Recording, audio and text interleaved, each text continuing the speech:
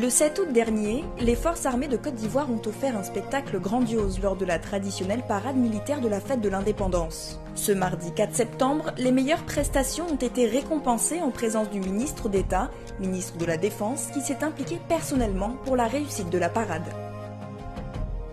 L'école de gendarmerie de Torogué, l'école des forces armées et les forces spéciales sont les grands lauréats des 3 défilés en lice, les défilés pédestres, motorisés et le défilé des drapeaux et de leurs gardes.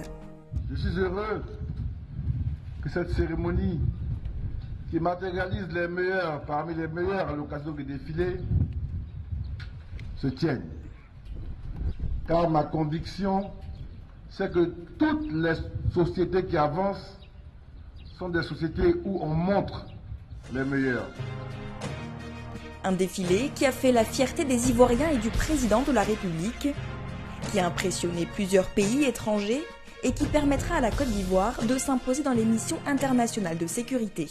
Il ne se passe pas de jour encore que nous continuons de recevoir des messages des gens qui considèrent que ce qui s'est passé est un tournant dans leurs relations avec l'armée de Côte d'Ivoire. On vient de recevoir une notification de l'ONU, certainement liée à tout cela, pour demander à la Côte d'Ivoire de proposer des officiers supérieurs, pour diriger des missions de l'ONU, pour occuper des postes stratégiques.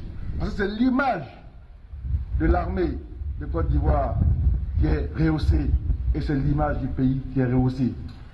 Ensemble, soyons portés par ça, des valeurs positives, ce qui nous fait progresser.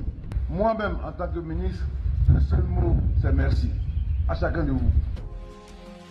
Le président Alassane Ouattara a aussi reçu une récompense des grands commandements, de même que le ministre de la Défense pour son soutien et ses remarques pertinentes lors des répétitions de la parade.